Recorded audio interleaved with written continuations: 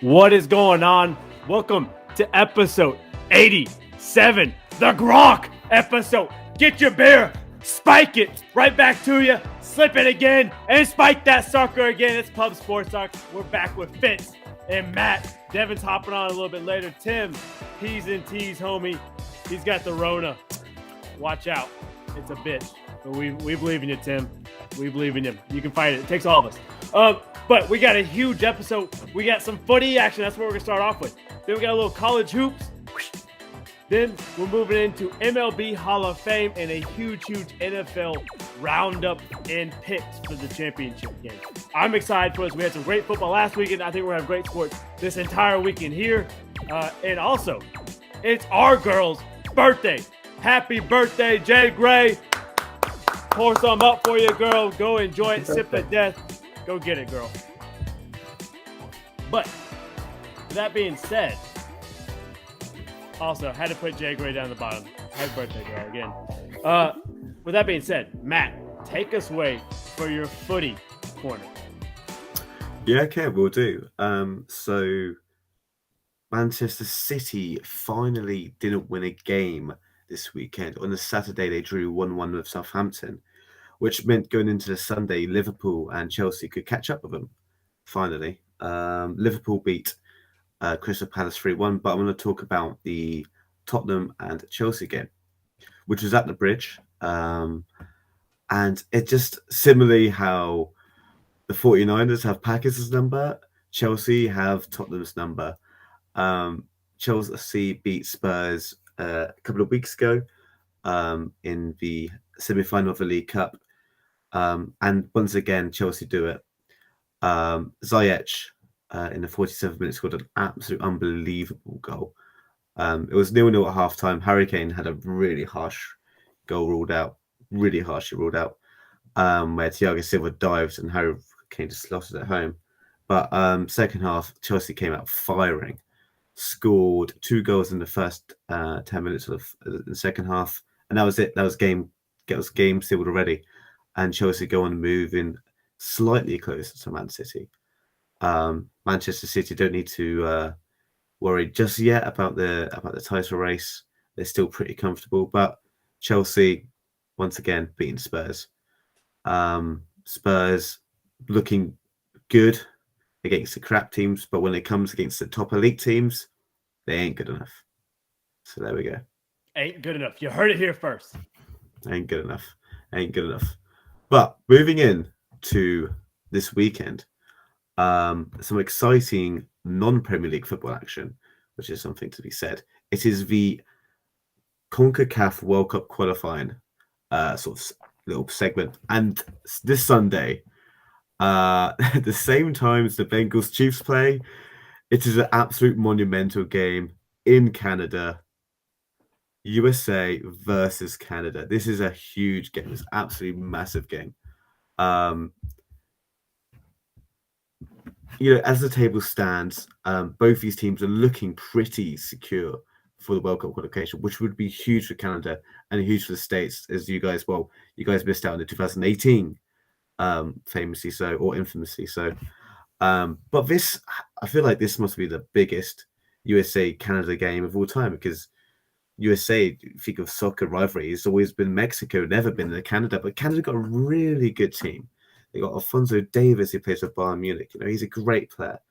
And it's going to be bloody cold as well. So it's going to be a real tight one. I don't think it will be an absolute star-studded goal fest, but it'll be like a 1-0, 2-0, real tight affair.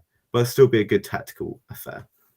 Yeah, this, if it wasn't for the Bengals Chiefs overlapping with this one, I'd be all in on this one. I might even split screen it or something, but I'm all in on the Bengals. But this is a game I'm really looking forward to, because, like you said, as a U.S. fan, we've always thought our rivals were Mexico, and now you're saying Canada's got a good team. I'm a little worried, because if we can't beat Canada, do we deserve to be in the World Cup? Like, what are we doing? They play hockey, not footy. Exactly. Canada haven't lost in the CONCACAF World Cup qualifying yet. They played 8 games, won 4, drawn 4. In the last game, they beat Mexico 2-1 in Canada. Don't like that. Yeah, it's going to be real tough. I mean, never bet on a draw, but it could well be a draw. Honestly, I think looking at this game, a draw actually helps both teams. Yeah. They should be. I mean, both teams should qualify, but it's a game for egos rather than actual qualification. That's fair. That's absolutely fair.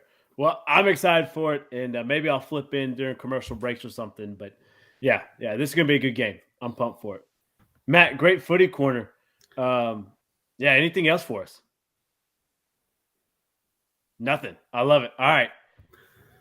Basketball. I know, Matt, you like to dabble in a little basketball. Me and Fitz, we're usually basketball fans, but this past 2 years of COVID, it's kind of been rough for us a little bit. But not a lot of huge games to choose from coming up this weekend, but there are some big ones. There's 3 big ones. Marquette versus Providence, 22 versus number 17 are battling off Saturday alongside UK number 12 and number 5, Kansas. That's a big matchup. And to me, I think UK has had one of the toughest schedules this season, and it doesn't get any easier for them. They're just coming off that loss from Auburn, which we'll talk about. Auburn's number 1 in the country for the first time in history.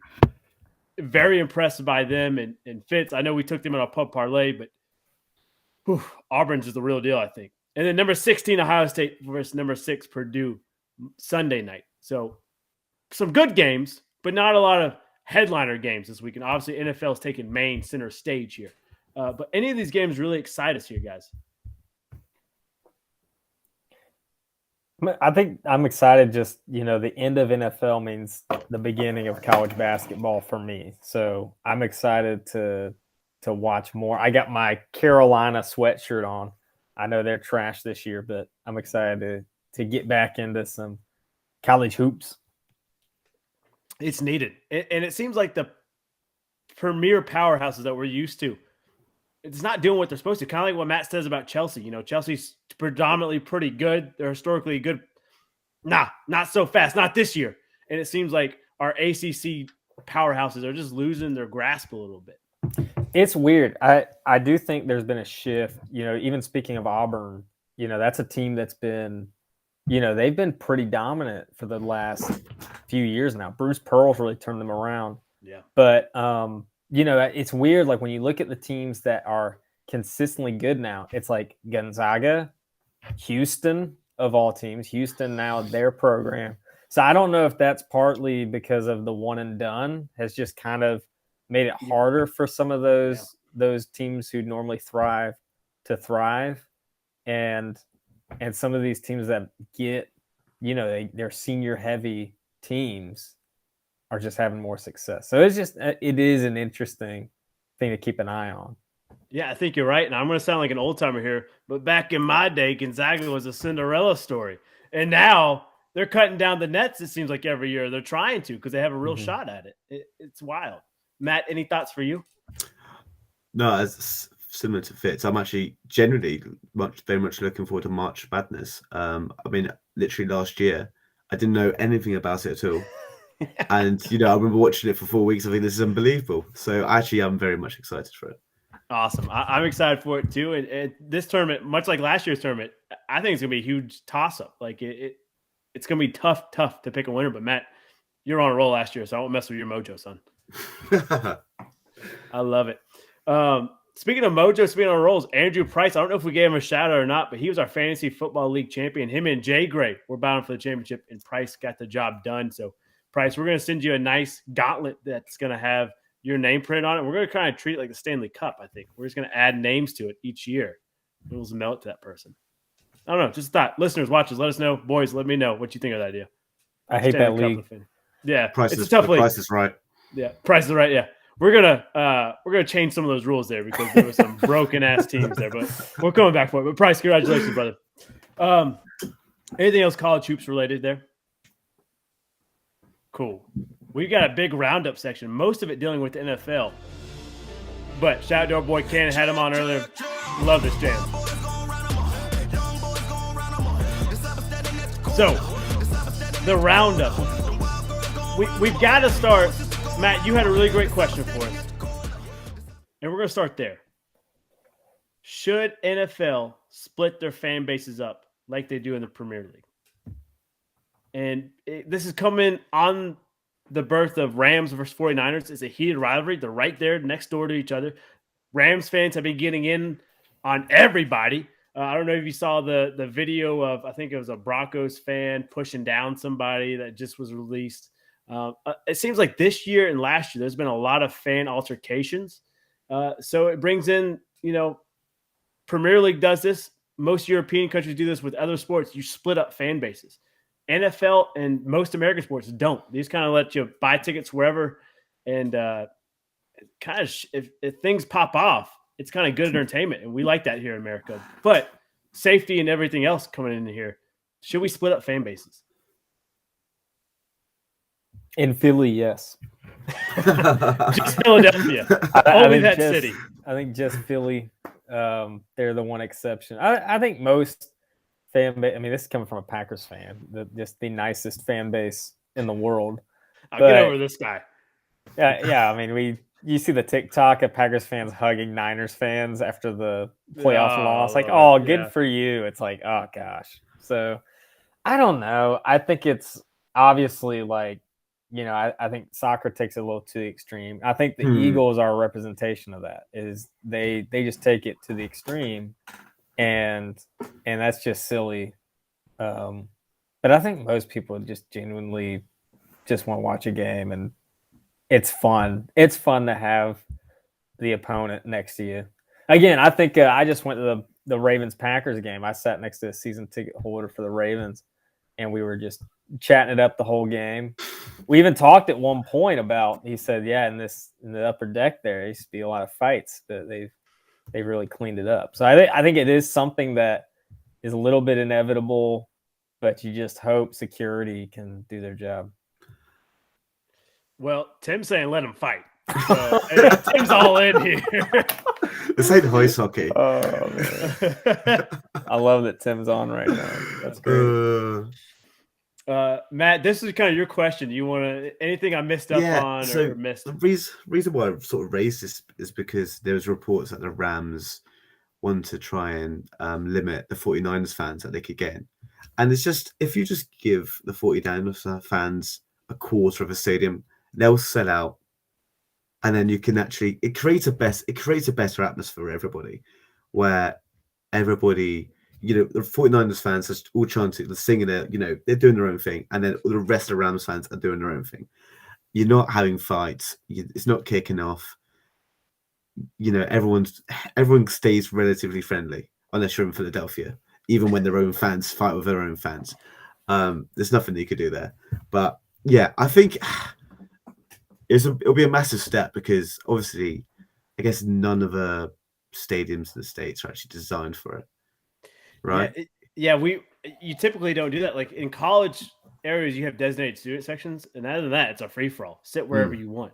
Yeah, and it's like preferred seating, but once you sell an event, it's good luck with that. So no, that's a really good point, Matt. And I think I've seen more fights, and maybe it's because social media is more at hand now. Everybody's got a camera in there, but I feel like the past 2 years, I've seen more fan brawls than I ever have 26 years before these 2 years. So I don't know. Also, I think there's been more fans running on the field.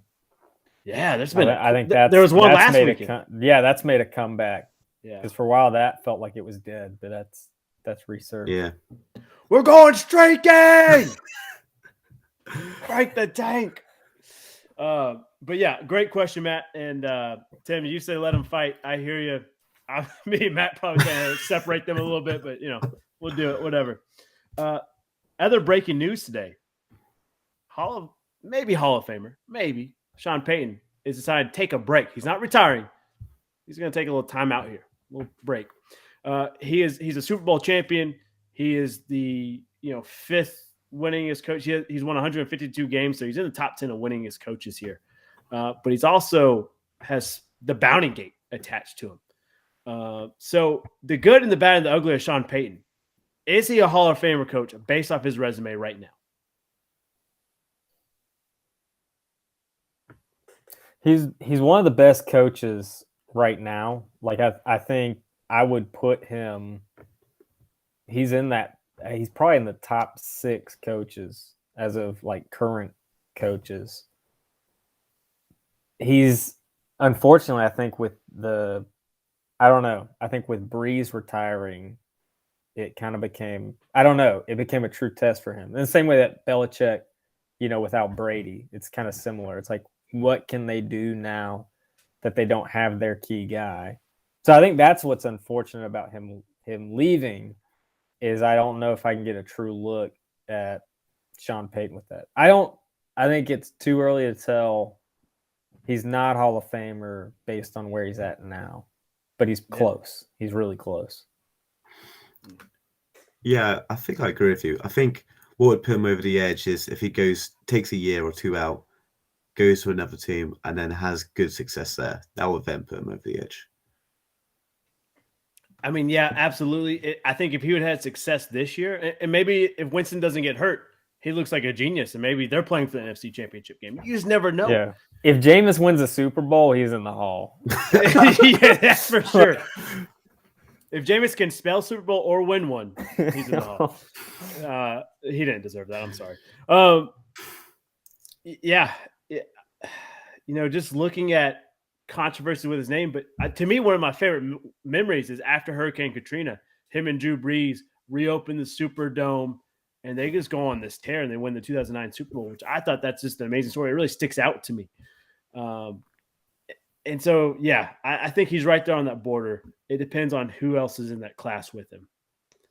For me, if he's Hall of Fame. And who knows? He's got 2 more years on a Saints contract, so that means if he decides to come back, the Saints own his rights.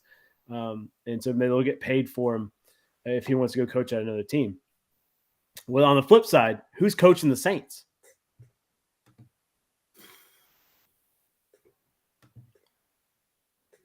There's quite a few names available, isn't there? There's a lot. This is, they're obviously going to interview the OC and DC. There's a lot of names. There's a lot of what ifs here. I didn't know if anybody came to mind for you guys, but that'd be a good fit for the Saints. Urban Meyer. Oh God! Just moved from Jacksonville to New Orleans. Oh, dude, think about the trouble he'd get in. He got in trouble in Columbus and Jacksonville. Now you put him in New Orleans. He's burning the city down. Tim thinks Sean's going to be the Lions OC season after next. Oh wow! That's what Matty needs. That's what Jared Goff needs. I'm sorry, Tim. Don't come at me. But yeah. Any other Sean Payton news or anything I left off about his resume or anything? The only thing is a name that's kind of with that. I think he's in the same realm as like Mike Tomlin. Mike Tomlin, he went to 2 Super Bowls, won one of them, lost one to the Packers. Saints, same deal. They beat or no, they didn't. They only went to 1. Did they lose anybody?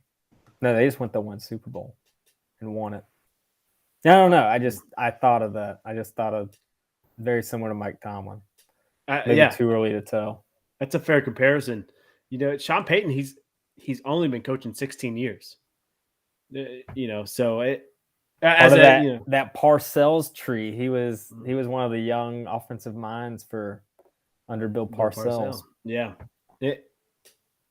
He's still got a lot more in the tank, but I think coaching takes a lot out of it. I've been doing it for 6 years, and some days I'm like, 6 years or 60 years. These kids, I'm about to choke one out. It seems like, but he must have ran out of Juicy Fruit. That was his choice gum. We're terrible. Come on, the last 5 seconds at that. Yeah. Get some zebra gum. What are we doing? The other big news coming out of this weekend, besides Sean Payton, besides limited tickets and that type of stuff, is overtime rules are now in the headline for NFL. And this is something I think we've talked about a couple of times. NFL overtime rules, they suck. They've gotten better because it used to be whoever scored first wins. Now you have to score a touchdown. But if you're the Bills or the Chiefs, it's the same. Whoever gets the ball is going to score. The greatest playoff game I've seen. Yeah. Chiefs Bills. And we'll talk about it here in a second. But does NFL overtime need to change? Do we need to give both teams a shot? I'm saying to watch the game go, 25 points in the last minute 54, and then the Chiefs just go down. I mean, it was so deflating. I mean, I've seen games before where it's like, they took the drive, won overtime, and you're kind of like, okay, yeah, fair enough. Defense couldn't stop them. But this game, just the way they were going back and forth, you just felt like the Bills could have answered. You just felt like they could have just gone right back. So that's where it's just because it was so deflating. Everyone knew it's like the guy just did it twice. Give him a chance at least. So that's why I think it's back in the spotlight. Yeah, absolutely, Matt. Yeah, I think it should just be 15 minutes straight up. Whoever's got the most points wins. Just give me one more period. That's what it needs. It's like, I don't know if you guys will know it, but it's like when they had golden goal for a World Cup, which everybody absolutely hated, and they got rid of it after the one World Cup. Just straight up, another period. Whoever's got the most points. That's all you need. Yeah, Matt, I'll tell you, I tried to think of an overtime plan, and maybe I'm now combining it with your thought. What if we just go to soccer? So we have a 15-minute period, and if it's still a tie, the kickers just have like a kickoff. You just go, all right, from the 20 and they both kick, from the 30 they both kick, and you just go. Imagine, yeah. That's actually pretty funny. I would actually love that. I'd absolutely love that. And maybe if they get to the 50, they still make it. Like we'll get wind machines out there or something, something to make it a bit harder. But yeah, that's pretty good. All right, so that brings my next question. So I think we all three agree overtime rules suck, stank. Get them out of here. We need to change it. Fitz, it seems like you've come up with your solution how to change this thing. Is that you're like, hey, I'm the commissioner. This is the new overtime rule for you? Well, I think I would say with the rules they have. If the first team goes and scores a touchdown, you have to go for 2, and then the other team would get a chance, and you just, if they go and score, they got to go for 2, and if it's a tie after that, I would say it ends in a tie during the regular season.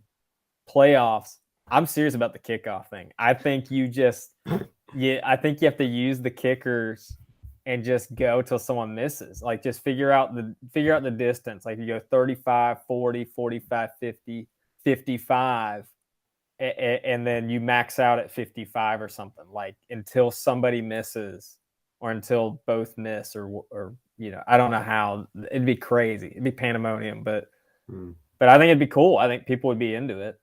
It's better than a coin flip. It's tenfold better than a coin flip. And this is not my scenario, but instead of the kickoff, what if we just have a punt, pass, kick competition? Both starting quarterbacks, they pass it, they punt it, they kick it. Whoever gets the most net yards wins. All right, Matt, what is your decision? I just had another question actually, just off the top of this. Do you think you should actually have overtime for regular season games? Yeah. I think you should. Yeah. You reckon? Because sometimes both teams don't deserve the win. Yeah. I can see that. What I mean? Yeah. But sometimes. Well, they shorten the time. They shorten the regular season to 10 minutes for overtime. Fair enough. All right. Okay. Anyway, that's just my little question. But anyway, carry on. Okay. For me, I think if Team A gets the ball first, they go down and score. Fine. Team B gets the chance. They have to go for 2 if they score. To me, then you end it there, possibly. And if you're Team 1 now, you got to strategize. You got to get the stats in there. Do I go for 2 or do I just kick the field goal and hope they miss the extra 2 points?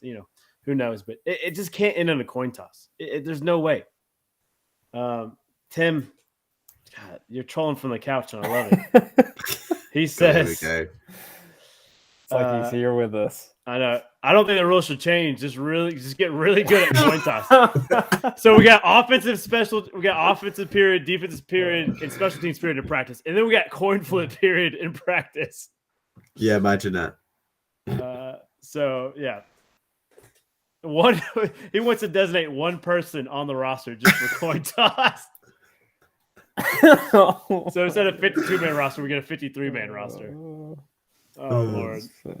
Hey, you know what? Maybe that's it. Maybe play hot hands with him, Tim. Yeah. Rock, paper, scissors. There we go. Yeah. All right. Let's talk about last week's games. And to me, this is some of the best playoff football I have ever seen this entire postseasons. But especially last weekend. I know you Green Bay fans hate to hear that, and I apologize. But it was still a really good game. Last week's scores: Cincinnati beats the Titans 19-16. Chiefs beat the Bills 42-36. Now we get Chiefs-Bengals AFC Championship.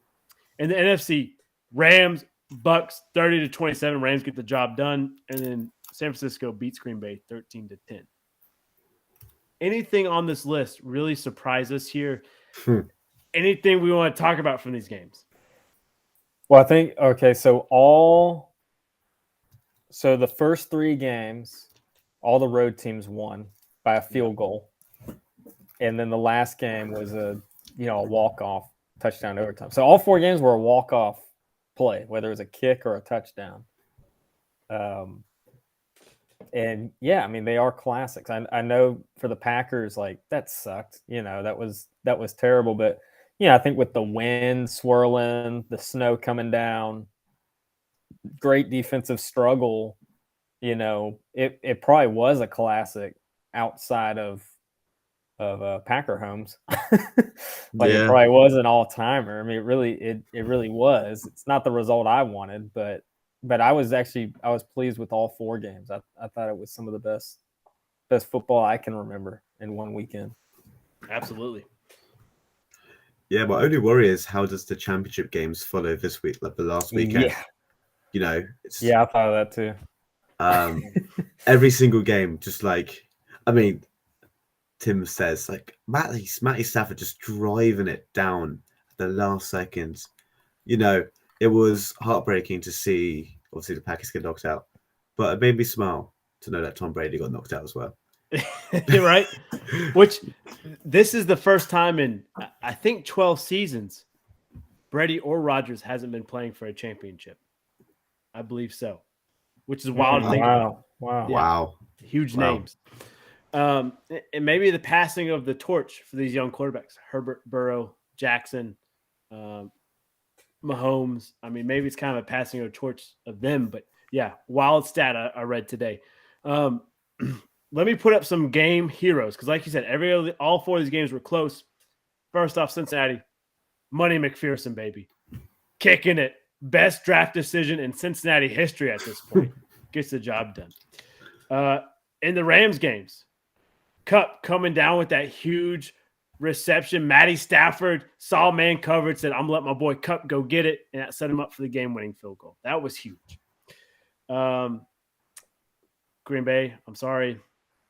Gold from San Francisco, hitting a clutch kick in the snow with the wind. Huge kick for them. And then the key player for Kansas City Bills, the coin. So. No, you got to give credit to either Mahomes or Kelsey. 13 seconds to get down and tie it. That was really impressive. That's 13, the thing. Yeah. And like here's my thing with all these games is that what great teams do when your season's on the line, whether you're about to go in overtime against Brady, or whether you're about to lose in the final 13 seconds of a game, whatever it is, when you get your team together and it's like, all right, Kupp, make the route, or Gold, you got to knock this kick. That's what makes the playoffs great. It's when the teams step up and rise to the occasion, and that's what the Chiefs did. Unfortunate that a coin may have decided it. But if you're Bills fans, like, how do you let them get a field goal with 13 seconds? How do you put yourself in that situation? And that's what a lot of people's argument was play defense for 13 seconds. Don't leave it up for a coin toss. And I get that 100%. But I had to have a little fun there at Kansas City Chiefs fans. Yeah. Also, did you guys go ahead? I was just going to say, the other thing is just thinking, didn't give a shout out to the Titans Bengals. But I think what was so weird about the Packers and the Titans is it felt like they made too many mistakes, but it felt like when they had the momentum, they didn't finish it. Like with the Titans, it was like they had the Derrick Henry monster run, and it felt like all the momentum was swinging. And then what do? They call their first pass play of the drive, and it gets picked.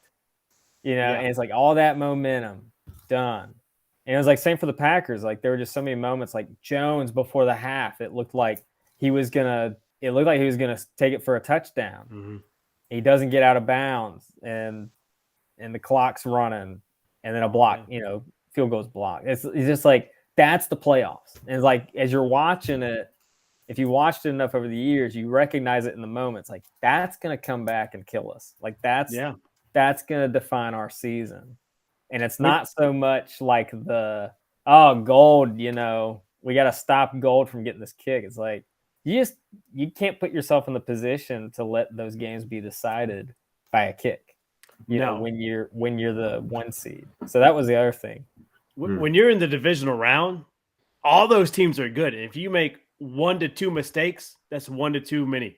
It costs you, it bites you in the ass. You're right. And it looked like the Rams did that too. Rams, they fumbled. Let them start clawing back before the half. Botch snaps and all sorts of stuff.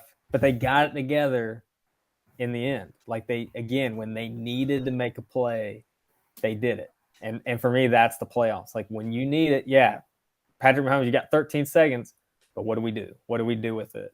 And let's call 2 chunk plays and just see if we can do it. And for me, that's what teams do. Exactly. Or if you're Dallas, you screw up a snap, Yeah. That again, it's like that's the playoffs. Like you can't do that. You gotta rise to the occasion. I feel like we need to put in Pacino's speech from Any Given Sunday. It's a game of inches. It is. And it really is. Yeah. Matt, any thoughts on it? Besides what we've already went over?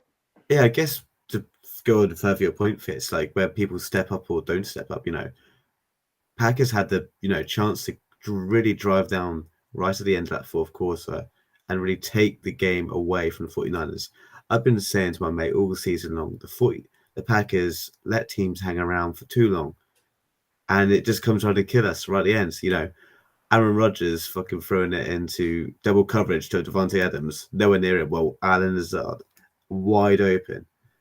Just 2 years back to back where he's just absolutely failed, where it's really mattered most. And we talked about just now, like when it comes to it, get it done. Mahomes 13 seconds.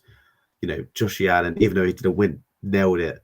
Matty Stafford, Cincinnati defense getting that pick right at the end, just delivering when it matters most.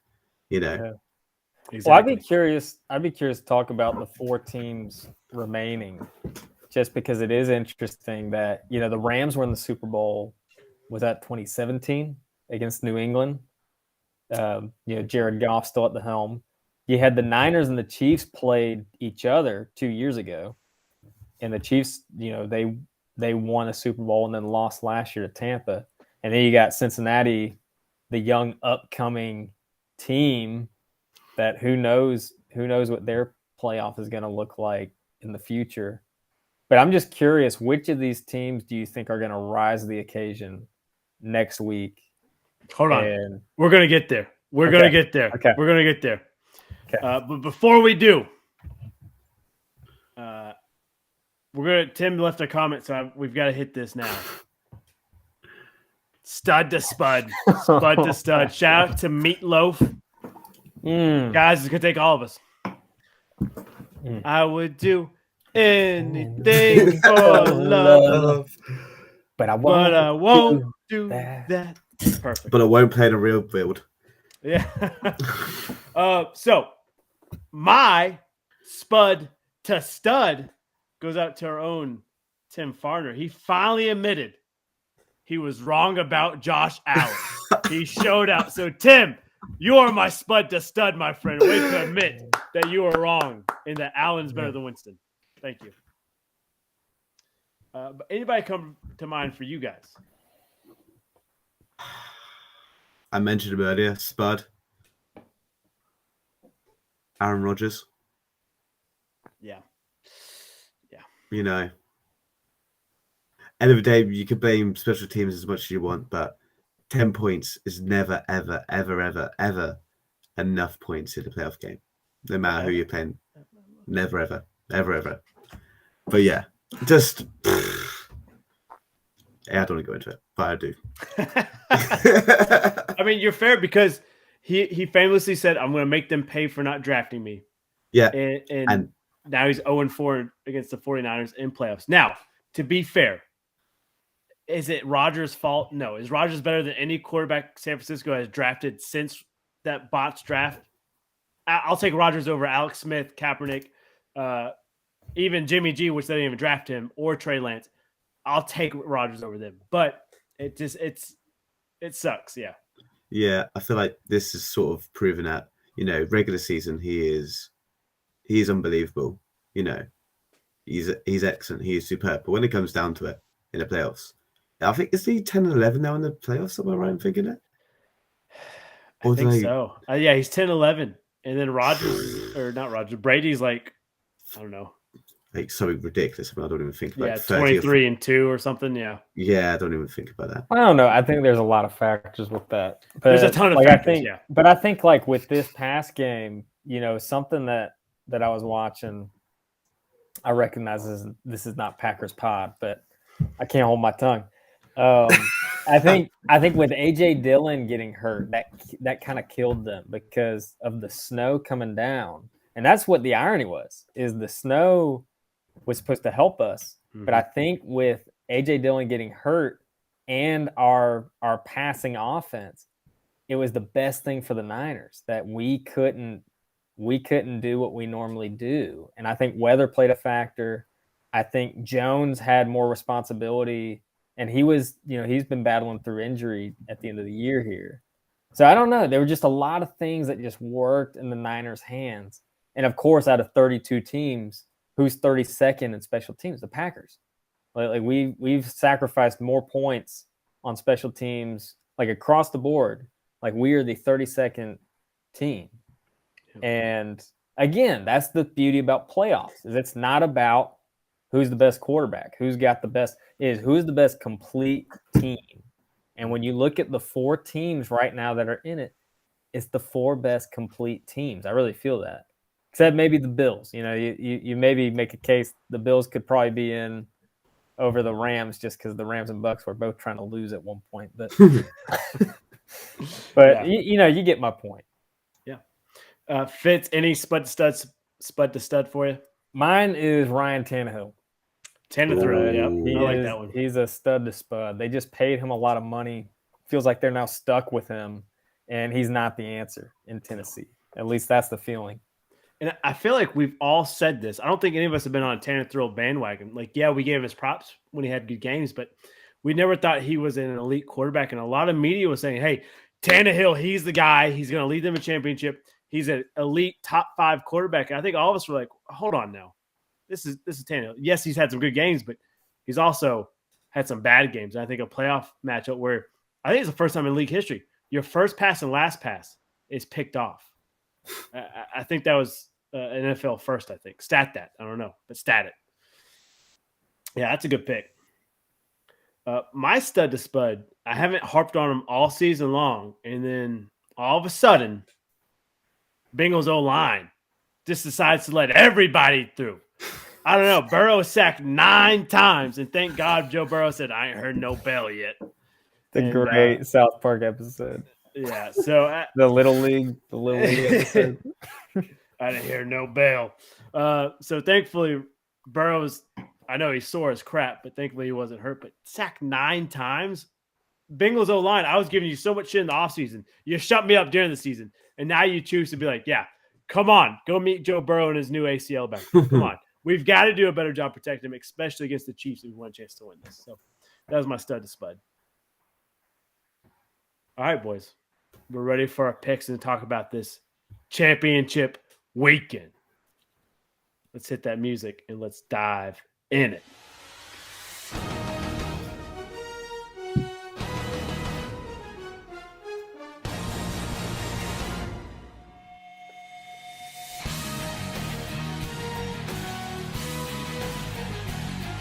Also, I have a random thought. As the music, for some reason, I just thought of like Jim Nantz and Tony Romo. Do you think that defensive coordinators should just have the Romo Nantz broadcast on just so they can get Romo to call out the plays for him?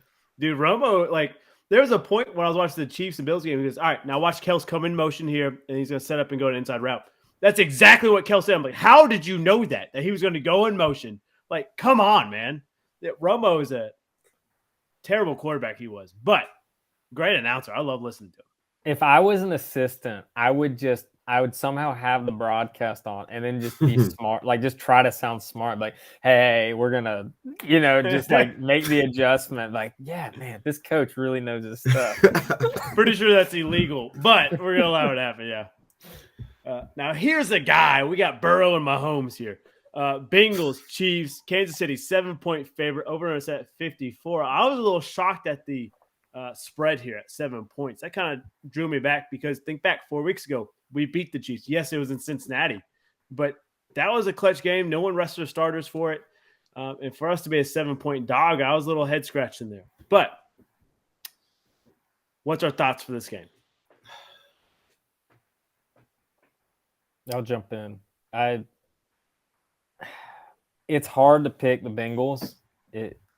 But they just seem like they're the team. And I know when these two teams played before, it was just the Jamar Chase show, and they just couldn't stop it. I would think the Chiefs would have a better answer for it, but I thought the Titans would have an answer for it, and it seemed like they were able to connect a couple times there when they needed to. I want to take the Bengals, but I just think the Chiefs are gonna. I think Mahomes is gonna find a way to get back to the Super Bowl. But I would love it. I would love it if the Bengals, they're the team of destiny. Maybe they can do it. Yeah, I completely agree with Fitz. I wish I could pick the Bengals. I mean, one of the reasons why I want to is because I don't want to see Jackson Mahomes as Super Bowl. Yeah, I mean, I'll take the points. I'll probably will bet the points, but Mahomes driving the Chiefs down with 13 seconds to go. You just can't go against that, especially with Burrow being sacked 9 times. Yeah, Chiefs. That's fair. Tim's taking the Bengals. Bad franchises stick together, Tim. This is our year, baby. Bad franchises get it done. It does scare me. He's being sacked 9 times, and it's hard to beat the Chiefs twice. I know me and Fitz texted about this, and I wanted the Bills more than the Chiefs because it's hard to beat Kansas City twice. And man, this is a tough matchup. I'm worried for it, but at the end of the day, it is us. Why not us? Get that out of here. It is us. Stone Cold. 2 beers to the dome, baby. Houday Nation getting it done. What? Let's get it done. If Cincinnati win, does that mean you won't be a bad franchise anymore? Got to win a Super Bowl. Okay. Got to win. Okay. And then that means you're not a bad franchise anymore. That's right. Okay. Everything in the past, out the window. Okay. Right. No pressure. All right. Niners. Rams. 3.5-point favorite. Over us at 46. Fitz, who you taking here? So similar to how the Niners have the Packers number, in that coaching staff, the Niners have the Rams number. I mean, they have McVay has not been able to get over that mountaintop. And I just think, I really think the Niners are the team. I think they're going to get back to the Super Bowl. I think it's either going to be a rematch between the Chiefs and them, which would suck, or a rematch of the old 80s matchup of Niners Bengals. I mean, I really see that. Niners just defensively, I think they can give the Rams some problems. Deebo Samuel has been the unsung hero of this postseason. He's just been the X factor week in and week out. And Garoppolo, I mean, I know people comparing him to Aaron Rodgers is kind of crazy. But I think he does what the Niners need him to do. He just gets them down the field. They take a ton of time off, and they keep players like Stafford off the field, which is what you need to do. So I think from a game plan and a coaching standpoint, I think the Niners can get it done. even though on paper the Rams should win this game, I think the Niners will find a way. Yeah, I mean, it depends what Rams team turns up. Is it going to be the first half team against the Bucks or the second half team? I mean, the first half against the Bucks, they were electric. They were unbelievable. And you know what? I am going to take the Rams. I just feel like they're all just watching that first half. They were unbelievable. And you know what? Even some bloke called Odell Beckham Jr. is even playing pretty well. You know, I've been surprised by that. He has. You know what? He's turned it on. You know, Park, you've been calling him cancer. And every week you've called him cancer. He's actually pulled out. So you know, maybe it's you that's urging him on a little bit. But I'm going to take the Rams. Yeah. Yeah, you hate to hear it. You hate to see it, Odell balling out, but it happens. Cancer, you know, it tends to ball out, and then you got to yank it out. But we're going to get there. Man, that was too far. That was the line. All right. 49ers have beaten the Rams 6 times in a row. 6 times. That's wild to think about. But the Niners just have, like you said, they have McVay's number. You know, I don't want to see the Niners in the Super Bowl because when Bengals win, you're going to have the 80s matchup, like you said. And I'm not ready to put Jimmy G in the same category as Steve Young and Joe Montana. Those are 2 quarterbacks that beat the Bengals. I damn sure ain't putting Jimmy G up there. Get him out of here. I think Rams get it done. Staffy finds his way into the promised land. And just all of Detroit, all bad franchises can Hunger Games salute Stafford on to the next round. Tim is also taking Stafford because of that reason. And so I think it's going to be a good game. I'm interested in it. What's crazy is because of all the, you know, the Rams are a 4 seed. And because of the Cowboys, the Bucks, and the Packers going down, they get to host this game. But it's also where the Super Bowl is. Like, It's kind of crazy that, like, this is the best case scenario for the Niners because they don't have to fly to Tampa and then fly all the way back. I mean, they're just driving. They're probably taking the bus to this game. I mean, I think they could go in and then I don't know, for Super Bowl, it's like, we were just in this locker room. Like, it's just this matchup, whoever comes out of it, there's a little familiarity with it that whether you got the Chiefs or the Bengals, it just adds a little bit of a home feel to it. Oh, for sure. Absolutely. There's definitely a West Coast love there. And this will be the first time a home team or a host team gets to play in the Super Bowl if the Rams win. First time in league history. So that's pretty cool. But yeah, Tim, he gave us his thoughts on both these games here. First off, he's saying Burrow gets sacked 12 times and still wins. I pray to God he doesn't get hit that many times. And then he said OBJ actually has hands weird. So still has cancer. But anyways, all right, moving on. That's it for our picks. You know, I think we all have different picks here, and I think our whole pick'ems race is pretty close. I haven't done the math yet. I was saving kind of in for the Super Bowl to kind of let it ride or die on that one. But I think all of our picks are pretty within 1 or 2 picks of each other. It's been pretty close. Yeah, we've picked a lot of similar matches, and I think the ones we've gone against the grain, someone else gone against the grain, and it's kind of worked out that way. But anything else NFL related that we forgot about? Cool. All right, so we got to talk about this. This is breaking news. As we're coming on, MLB has announced their Hall of Fame. And the big name on the Hall of Fame first ballot, Big Papi David Ortiz, gets enshrined forever for the Hall of Fame. And I was a big Papi fan. Yes, he was linked with steroids, but it wasn't like a Bonds or Clemens, and we'll talk about them here in a second. Big Papi, I think he was at the very end. When he came in, he was at the very end of the steroids leagues, and no one ever caught him. There was no real evidence, no real proof. And he's had one hell of a career, and he was just a fun guy to root for. And so, Jay Gray, on your birthday, Big Papi being inducted, I know you're loving that. I thought well-deserved for him. Might be greatest designated hitter of all time. Oh, yeah. Might be really, the best DH. Like, he's the first, like, purely DH that I remember going, like, man, he just changes the game. No, I think you're absolutely right. And ladies and gentlemen, Devin, Slate is on with us, baby. Let's go, Devin. Yeah, sorry about that. Me and Courtney went to get our phone plans synced up and also get new phones, and it took forever. Yeah, that's how that goes. And they're still not right, so great. Oh, don't you love that? Yeah. You're a Good big time.